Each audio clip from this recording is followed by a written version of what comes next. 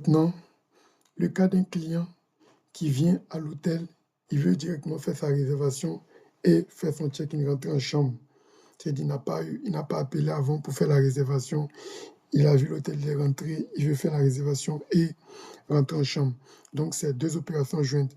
L'opération de réservation, la première vidéo, et la deuxième vidéo, l'opération de check-in qu'on va faire ensemble. Donc, pour ce faire, on va partir du principe qu'il y a M. Conan, Monsieur Conan qui veut faire sa réservation en même temps, entrer en chambre, dans une chambre de 15 000 par exemple. Donc, pour ce faire, Monsieur Conan, aujourd'hui on est le 10, donc je viens dans le tableau de bord, disponibilité des chambres, toujours pour faire les réservations. Je regarde maintenant mes chambres de 15 000 disponibles pour cette journée-là. Voilà, je vois la chambre d'Abou ici, 15 000, que je vais le mettre dedans. Il avait regardé la chambre, il a aimé la chambre. Donc, je clique sur réserver maintenant, le bouton réserver maintenant ici sur la chambre d'Abou. Automatiquement, nom de l'invité, comme on a l'habitude de le faire, Monsieur Conan. Monsieur Conan, je clique sur créer pour valider son nom. Monsieur Conan, on est le 10. Il veut faire une réservation pour une journée, donc du 10 au 11. Je fais valider, confirmer. Automatiquement, tout est bon. Voilà. Je m'assure que c'est d'abord effectivement 15 000, tout est correct. OK. Il peut arriver, par exemple, qu'il ait discuté, il veut avoir une remise. Donc, je viens dans le rabais, je lis, par exemple, je lui fais une remise de 2%. Donc, je viens dans le rabais. Vous avez vu ce que j'ai fait? J'ai cliqué, j'ai double-cliqué sur l'opération, sur la ligne chambre d'Abou ici, pour ajouter la remise. Voilà. Il dit il veut par exemple, 13 000. Je double-clique ici.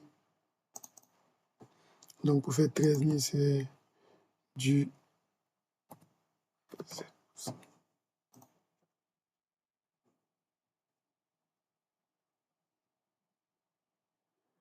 Voilà.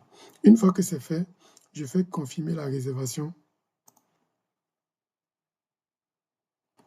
Confirmer la réservation, voilà. On voit la remise de 7%, on est à 13 950. Voilà.